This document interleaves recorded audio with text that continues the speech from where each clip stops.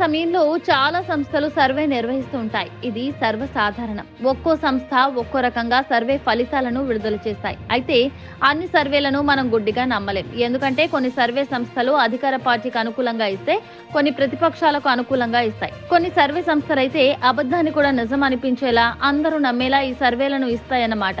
వాటిని పెయిడ్ సర్వేలు అంటాం. ఇప్పుడు ఈ విషయమంతా ఎందుకంటారా?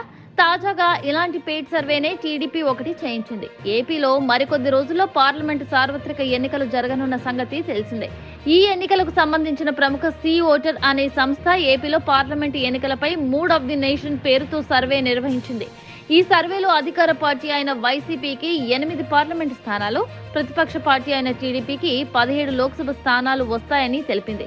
ఇదే సంస్థ గత పార్లమెంటు ఎన్నికల సందర్భంగా అప్పటి అధికార పార్టీ అయిన టీడీపీకి 14 ఎంపీ స్థానాలు, 100 ఎమ్మెల్యే స్థానాలు వస్తాయని అప్పట్లో వెల్లడించింది.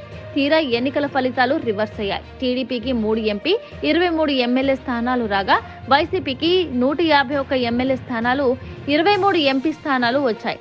అప్పటి నుండి సర్వేల పేరుతో సి ఓటర్ వెల్లడిస్తున్న ఏ ఒక్క సర్వే ఫలితాలు నిజం కాలేదు. గతేడాది మధ్యప్రదేశ్లో జరిగిన ఎన్నికల గురించి ప్రీ పోల్స్, ఎగ్జిట్ పోల్స్ పేరుతో సర్వేలు నిర్వహించింది. ఆ సర్వేలో కాంగ్రెస్ పార్టీకి 118 నుంచి 130 స్థానాలు వస్తాయని ప్రీ పోల్ పేరుతో ఒకసారి, మరొకసారి ఎగ్జిట్ పోల్ పేరుతో సర్వే నిర్వహించి కాంగ్రెస్ కి 113 నుంచి 137 స్థానాలు వస్తాయని ఫలితాలు వెల్లడించింది.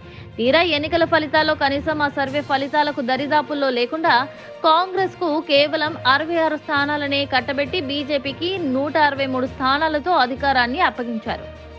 మరోవైపు ఛత్తీస్గఢ్ లో ఇదే విధంగా ఫలితాలను వెల్లడించి సి ఓటర్ సంస్థ కంగుతుంది. రీసెంట్ సర్వే కూడా నిజం కాదు అని ఇప్పటికే అందరికీ అర్థమై ఉంటుంది. కేవలం చంద్రబాబు చేయించిన పెయిడ్ సర్వే అని స్పష్టంగా అర్థమవుతోంది.